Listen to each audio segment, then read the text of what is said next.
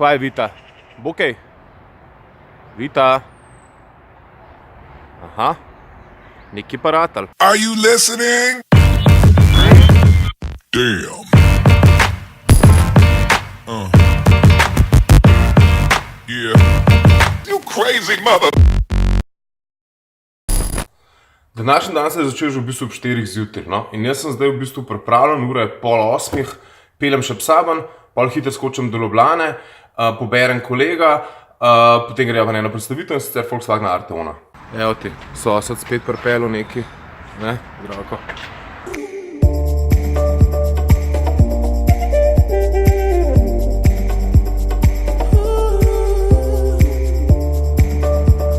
Daj me spomnim, Borna, jaz moram otroku kešniti, namreč mulce na buritusih, tahosih in pa kebabih zapravil 20 € v 2 dnevih, tako da spomnim me. Jaz bi tega vzel, ko ima te feltne.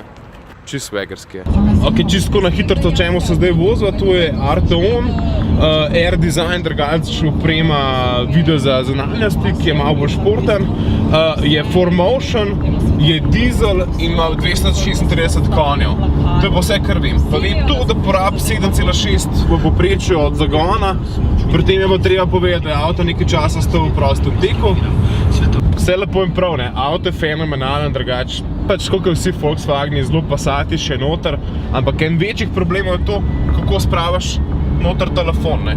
Mislim, to je pač, ja, res da velik telefon, ne, samo noter ga pa ne moreš dati. Pri oblikovanju avtomobilov je v bistvu en tak zelo smešen paradoks. V bistvu vsi avtomobili nastajajo več let in oblikovalci interierja se velikokrat zajebajo in naredijo take kikse, kakor je ta kiks s tem predalčkom.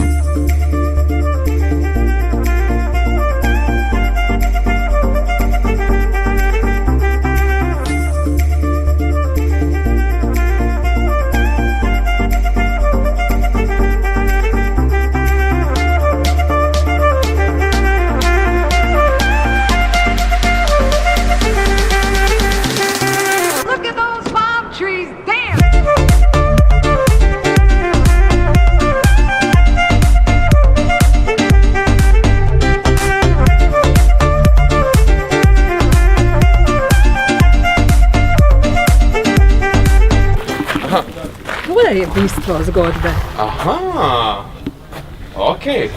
Zdaj mi je malo več jasno. Mi pa zmožno smo to posestvo kupila zato, ker imamo zbirko oldtimerjev. Da smo v okviru tega potem tukaj tudi položili temeljni kamen za ta Porsche muzej. Tole je 600-letno vinogradniško posestvo Villa Fabiani. Tukaj imamo 6 faktorjev tako narejenih.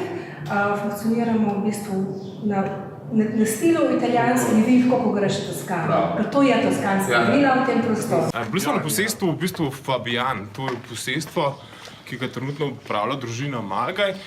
In zdaj pa šibava naprej. Najprej mulcu, second-bornu, neseva pocket money na košarkaški kemp, pol pa spet akcija. Primer so moje mulci, kadarkoli gledajo poročila ali pa slučajno jamejo, to se smejo, kako se te ljudje v bistvu tam pred ono kamero sploh obnašajo. Ja, kad začneš to 1+1 seštevati, pa vidiš, da v bistvu nekaj Y generacija, neka generacija milenijcev v bistvu ne more prenesti TV voditelja, zato ker se mu zdi, da mu TV voditelj nekaj prodaja, ne bučke, oziroma da mu prodaja neko meglo, ki z njim nima blage veze. Milenijci tega ne prenesejo in te energije komunikacije s kamero ne prenesejo, zato ker jih je kupil že zdavni YouTube. In to spreminja svet, no. Spreminja svet, da otroci hodijo, oziroma že niso otroci, to so tudi že študenti, hodijo po dnevne informacije o tem, kaj se dogaja v bistvu na YouTube, oziroma jih dobijo na Facebooku, oziroma jih dobijo na Snapchatu. In da v bistvu vsi živijo reality life, oziroma reality show s Snapchatom. In to ni čisto nič posebnega. In mediji se v bistvu globalno spreminjajo en Snap. Kaj urbane legende veli, da če zadržuješ prdat? Prca ne smeš zadrževati. Ker če ga zadržuješ,